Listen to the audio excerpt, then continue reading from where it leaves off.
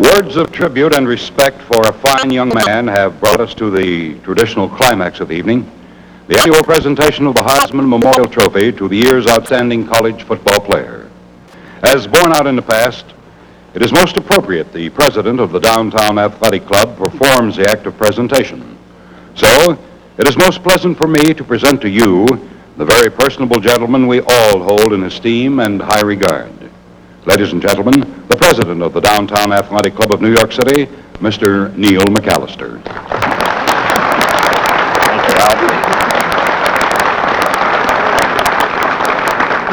Mr. Vice President, Archbishop Sheehan, is he here? I think he is. President Oswald,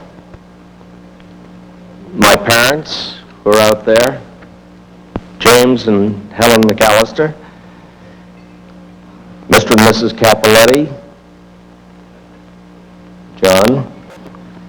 On behalf of my fellow officers, the governors, and the membership of the DAC, it gives me a great deal of pleasure to present the John W. Heisman Trophy to John Cappelletti from Penn State University on the occasion of this, the 39th award. This year I am particularly proud inasmuch as the man who has steered John's course for the past 4 years is a particular friend of mine. Joe Paterno, who is recognized by many as the outstanding college football coach in the nation, has been a friend of mine for more than 30 years. When I first spoke to Joe regarding the possibility of John's receiving the award, he told me that he was not only the most outstanding football player with whom he has been associated in his career, but also one of the finest gentlemen he has ever met. Last night, I had the privilege of meeting John's family, and I concur with you, Joe. The Heisman Trophy is rather heavy, so at this particular time, I would like to ask a former center from the University of Michigan, who is now the Vice President of the United States, Mr. Gerard Ford, to assist me in presenting the 39th John W. Heisman Award to the outstanding collegiate football player in the nation, Mr. John Cappelletti.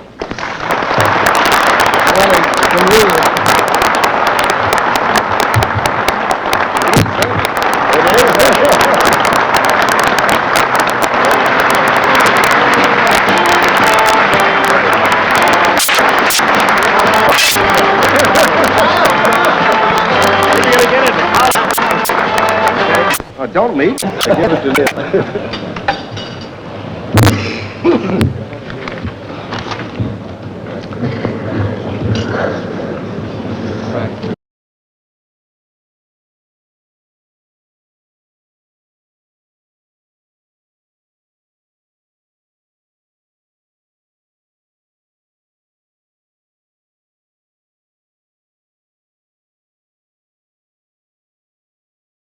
A week ago, or 10 days ago, when the Heisman Trophy was announced, since then I haven't had too much time to think about what it has meant.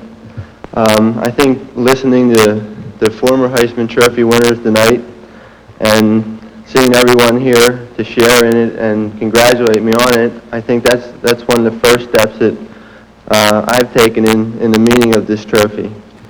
I'm sure that the people behind me know much more about it than I do, and I'm happy for any advice that they've given tonight and on what to expect from the future with this trophy. I have had time to think about some things that have put me up here tonight, things that have happened in my life, and I'd like to reflect a little bit on them now.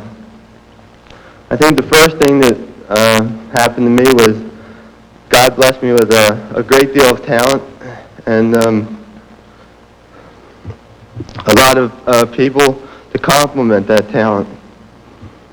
My family, as everyone's met, mostly I guess, they're just great people, and I'm very happy to have shared in my lifetime with them.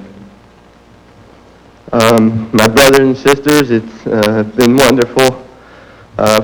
Just being with you the past few years, they've always been behind me, and I can't express that enough. My mother and father, there isn't a greater couple around, I don't think. And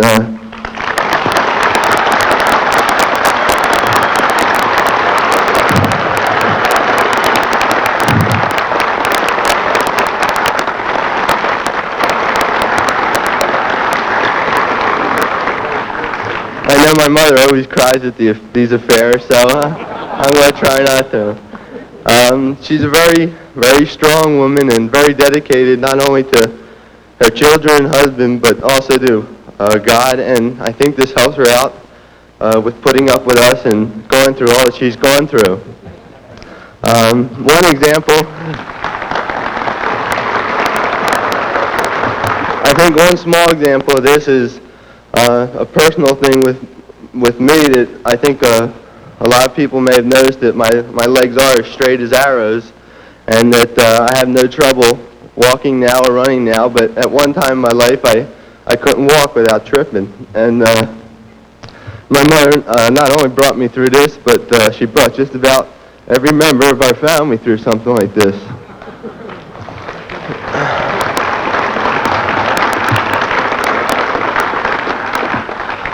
My father's a very quiet man. He's been a great father to all of us. He asked me the other day, when I was home one of the few times, how he thought I felt of him as a father. And I wouldn't say much to him then, because it's hard to express things like that. But there is no greater person, and no person I have more respect for than this man.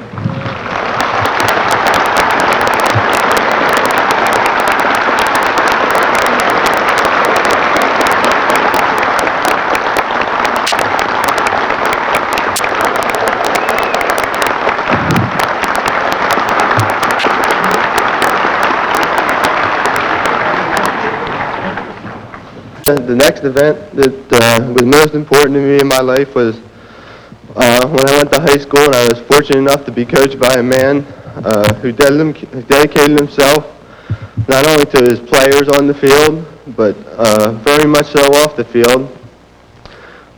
He was a great lover of football, but he'd sacrifice anything for a teammate or a player when he was playing and when he was coaching.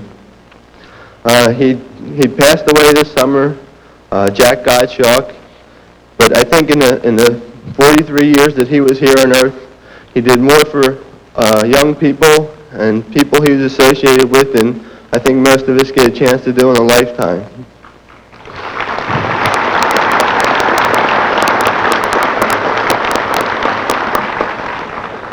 The next step, I think, was I was going to Penn State. It was a hard decision, making a choice of colleges at the time. I didn't know that much about it. But I think one thing that swayed me was the man sitting to my right, and that's Coach Paterno. When I was being recruited, he came down to my house. I think he was not only on a recruiting trip, but he was looking for a good meal, an Italian meal.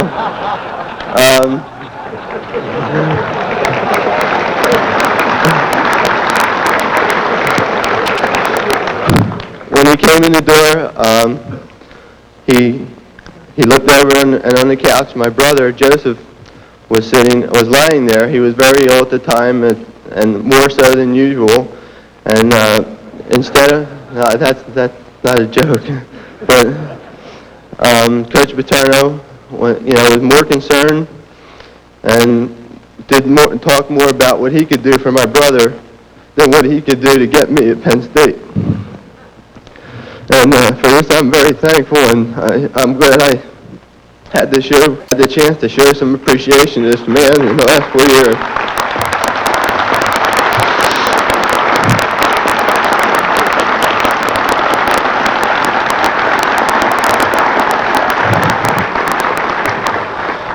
I think everybody here knows mostly about his coaching accomplishments at Penn State. His record is a great one, probably the greatest in the country. But he's carried on a great tradition at Penn State, I think, which started with Rip Engel. And he's more concerned with young people after they get out of school and while they're in school, what he can do for them to make better lives for them, not only on the football field, but in life itself. I think Vice President Ford said you can't compare life to a football game, but I think you can compare a football game to life. And this is what he's tried to show us in my 4 years there and in the years he's been there coaching and teaching. And I don't think there's a more dedicated man anywhere concerned with young people and a better teacher of life on and off the field.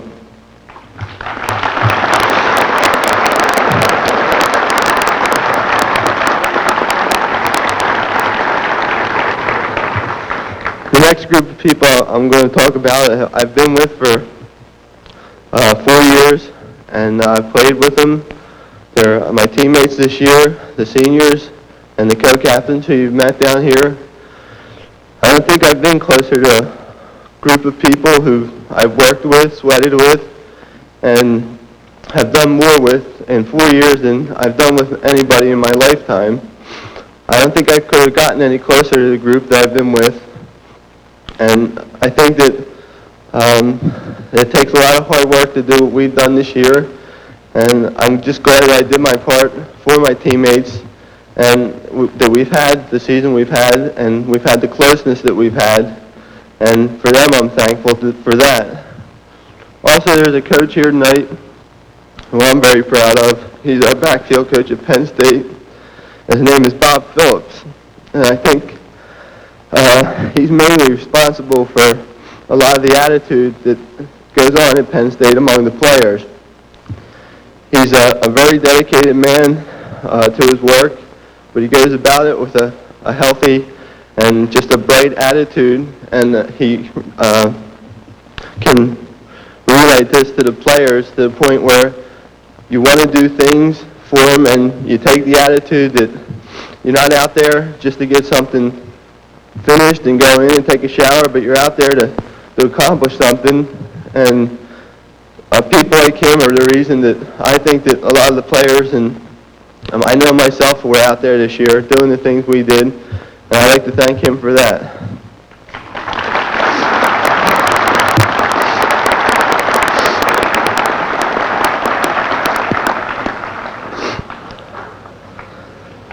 The next part, I'm very happy to do something like this. I thought about it since the Heisman was announced 10 days ago. And this is a dedicated trophy that a lot of people have earned. I've earned, my parents, the people I've mentioned, and numerous other people that are here tonight and been with me for a long time. The youngest member of my family, Joseph, is very ill. He has leukemia. And if I could dedicate this trophy to him tonight and give him a couple days of happiness, this is worth everything.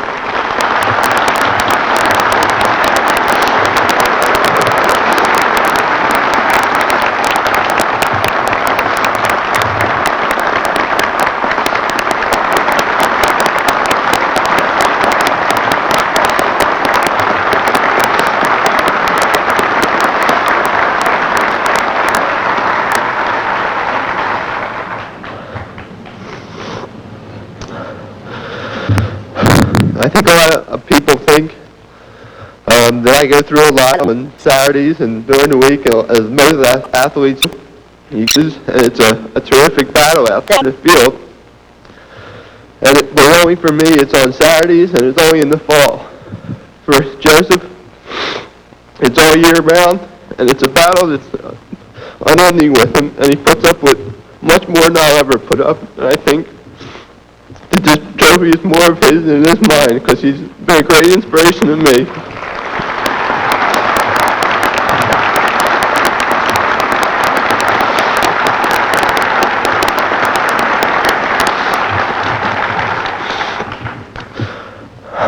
I'd just like to thank everyone here tonight for putting up with me. The Downtown Athletic Club for having this affair, and the way they treated myself and my parents and the guests of Penn State these last 2 days.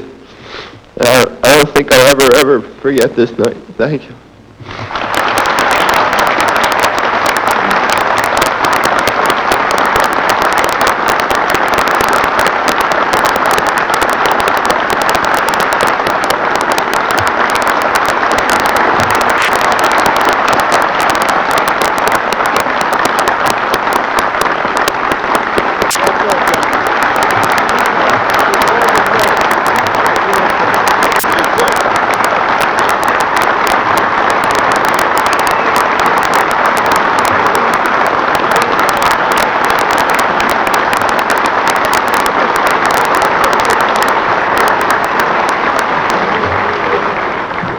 Ladies and gentlemen, we have just heard the words of a very fine and a very humble young man.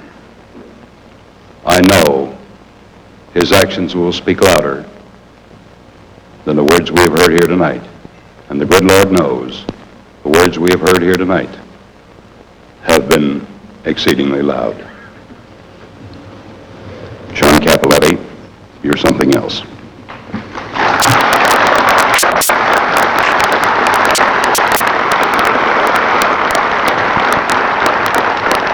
Our historic ceremony is over, and we have proudly added the name of Penn State University's John Cappelletti to the long and distinguished list of those whose achievements in collegiate football have earned for them America's most coveted individual award, the Heisman Memorial Trophy, presented each year to the nation's most outstanding performer. We move now to the closing moments of the 37th Heisman Memorial Ceremony, and in doing so, may we call upon His Excellence Archbishop Fulton J. Sheehan to pronounce the benediction.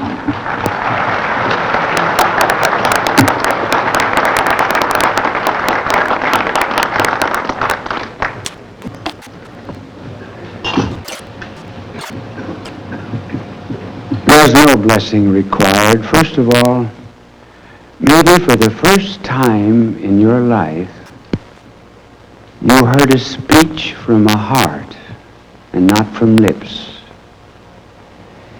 You heard, too, that triumph is made from sorrow.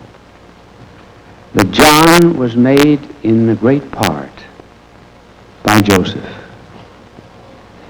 And we thank God also that in the midst of the increasing apathy in this land, we're in a hall where there are heroes. Do you know that about the only place that discipline is left in our American life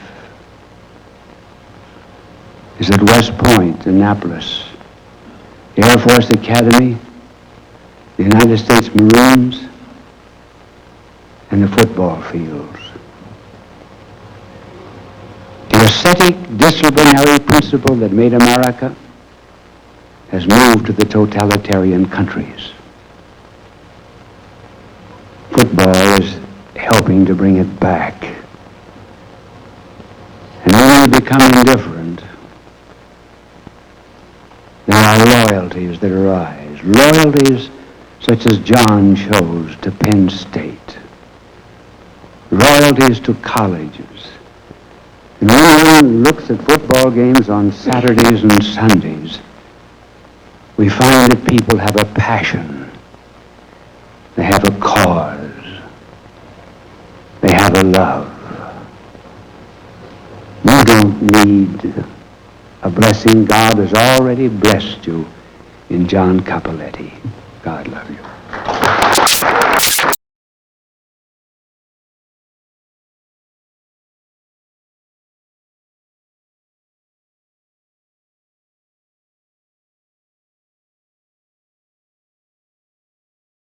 All the Downtown Athletic Club of New York City, this is our hope for wishing each and every one of you the very best and brightest holiday season you have ever had. Good night, and God bless. Ladies and gentlemen,